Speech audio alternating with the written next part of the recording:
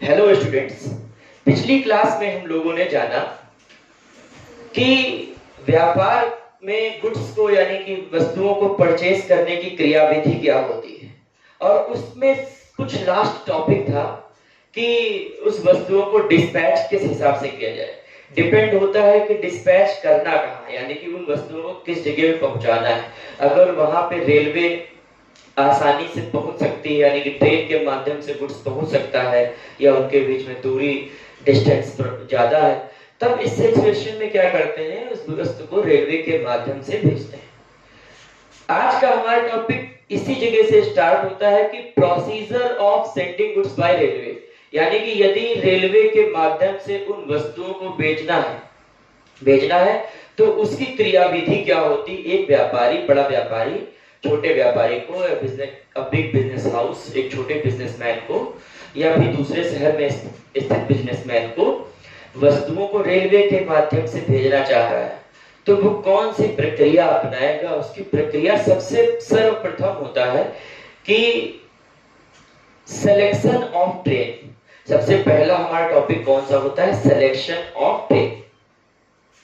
इस प्रोसीजर का सबसे पहला स्टेप सिलेक्शन ऑफ ट्रेन।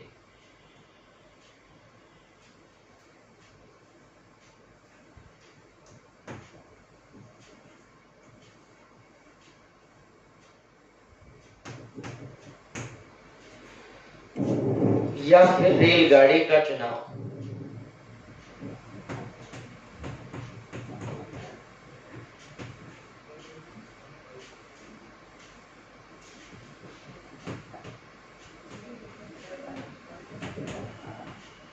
रेलगाड़ी का चुनाव करना डिपेंड होता है कि गुड्स कितनी तेजी से यानी कितनी जल्दी और किस क्वांटिटी में पहुंचाना है।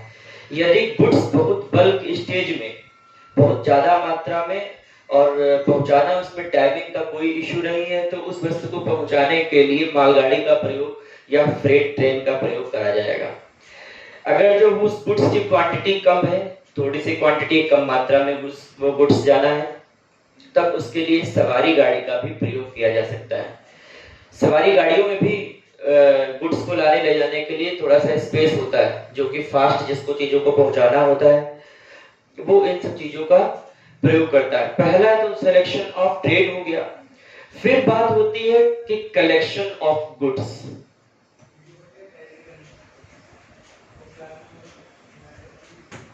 कलेक्शन ऑफ गुड्स, उस गुड्स को कलेक्ट किया गया, यानी कि वस्तुओं का संग्रहण,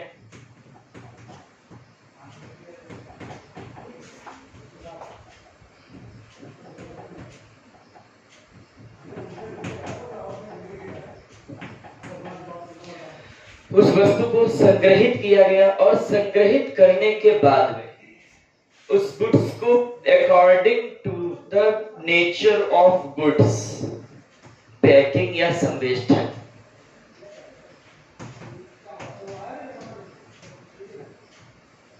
उस गुड्स के नेचर के अकॉर्डिंग या उस गुड्स के हिसाब से जाना है, तो उसके अकॉर्डिंग गुड्स को पैकिंग किया गया। पैक करने के बाद में अगला जो स्टेप आता है वो होता है कैरिंग टू द स्टेशन, या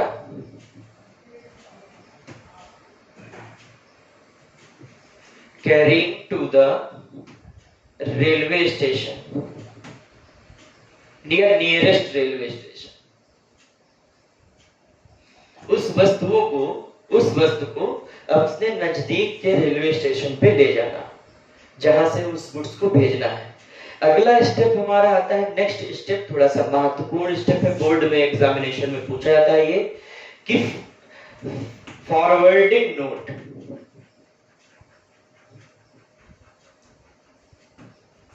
नेक्स्ट स्टेप आता है फॉरवर्डिंग नोट।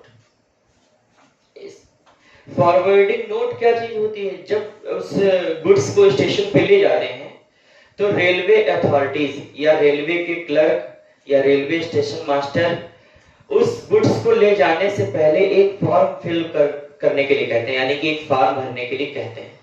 उस फॉर्म को भरने का उद्देश्य ये होता है कि रेलवे जानना चाहता है आखिर तुम कितनी चीजें और कितनी कीमत की, कितनी क्वांटिटी में भेजना चाहते हो। फिर फॉरवर्डिंग नोट। अब इसमें कुछ महत्वपूर्ण महत्वपूर्ण बातें होती हैं। फॉरवर्डिंग नोट होता क्या है या फॉरवर्डिंग प्रपत्र क्या होता है? It is a document which is send by the sender in front of the railway authorities, in which he mentioned the name of the starting station, name of the destination station, name of the sender, name of the receiver, कुछ महत्वपूर्ण बातें इसमें लिखी जाती हैं। और इसमें वस्तु कितनी कीमत की है, यानी कि price of goods, quantity of goods, वो किस नेचर की है, टूटने योग्य है या नहीं टूटने योग्य है, ऐसी बातें इसमें फॉरवर्डिंग नोट में लिखी जाती है। कहने का मतलब प्रारंभिक स्टेशन का नाम, अंतिम स्टेशन का नाम, गाड़ी संख्या, किस गाड़ी से चीजें जा रही हैं, भेजने वाले का नाम पता, प्राप्त करने वाले का वहां नाम पता, जो भी चीजों को उस अगले स्टेशन पे रिसीव करेगा उसका नाम पता।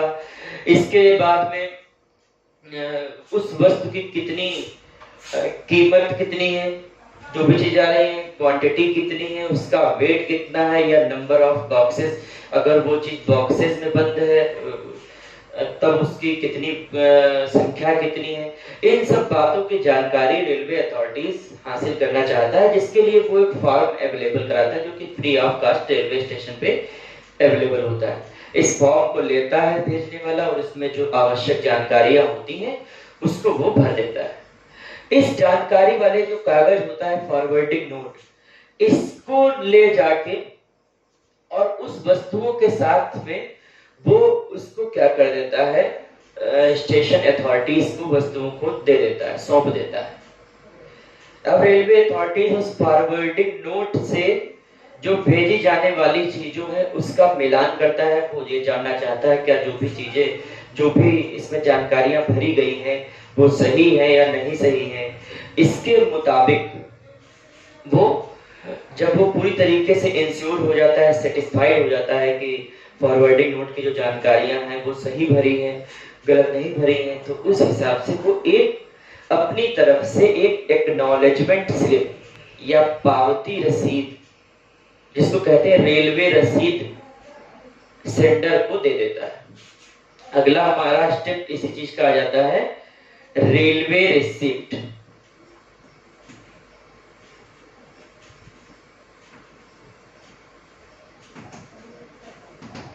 या आरआर, रेलवे रसीद।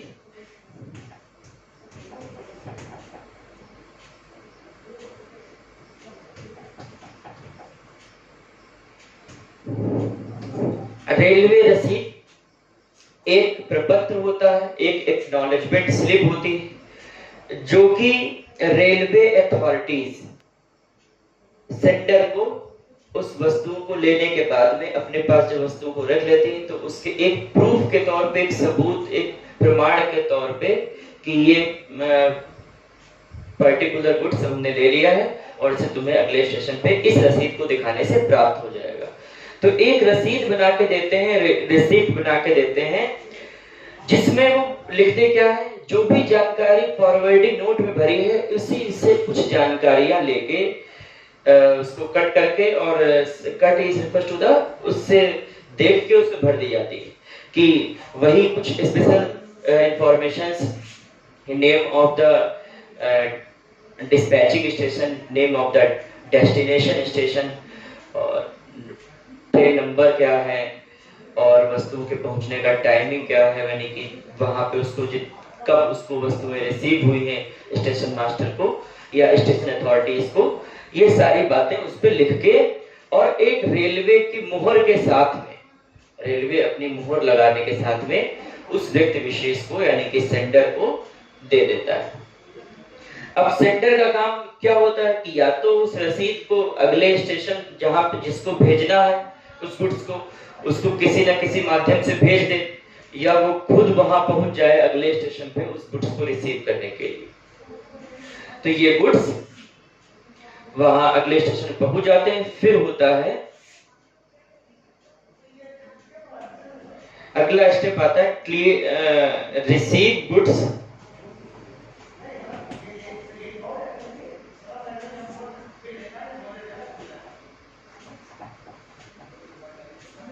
From destination.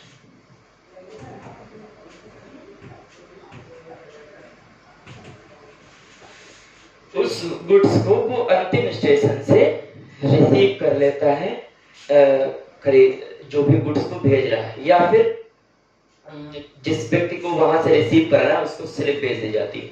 तो एक बार पुनः हम देखते हैं, सबसे पहला जब वस्तुओं को रेलवे से भेजना है तो सबसे पहला स्टेप क्या होता है कि सिलेक्शन ऑफ ट्रेन करा जाता है।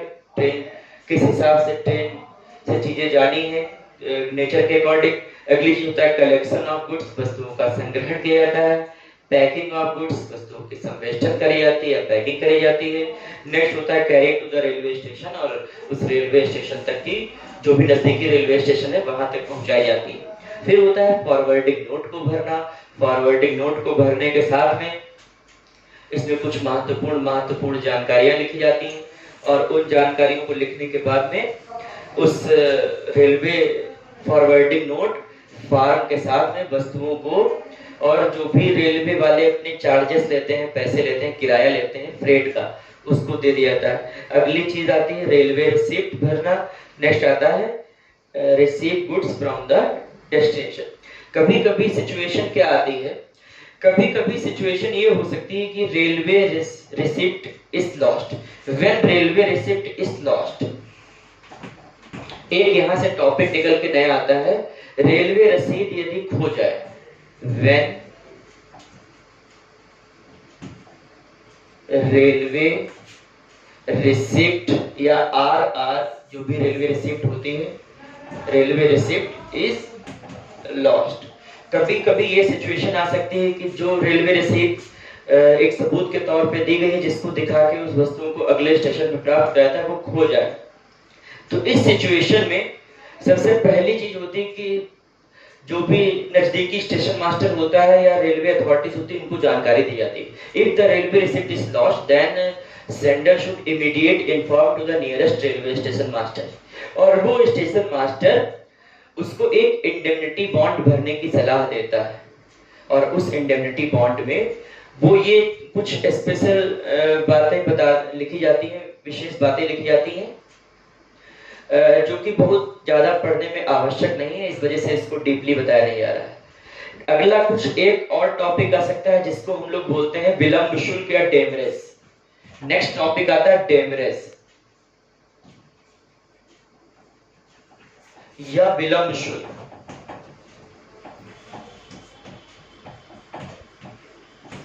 विलंब शुल्क कभी कभी उस वस्तु जहां पे जिस डेस्टिनेशन स्टेशन पे गई है वहां पे उसे रिसीव करने में ज्यादा लेट हो जाए किसी व्यक्ति को, कुछ रेलवे एक अपना स्पेशल टाइम देती है कि उसके दरमियान तक चीजें उस रेलवे के गोडाउन से रिसीव कर लेनी चाहिए। यदि वहां पे प्राप्त करने वाला बहुत टाइमिंग ज्यादा वेस्ट करता है, वहां पे लेने देर से पहुंचता है, तो रेलवे दिन और वस्तु की मात्रा के हिसाब से कुछ पेनाल्टी चार्ज करती है। तो इस तरीके से हमने आज देखा कि रेलवे के द्वारा वस्तुओं को कैसे भेजा जाता है, उसकी प्रक्रिया क्या होती है। Thank you students.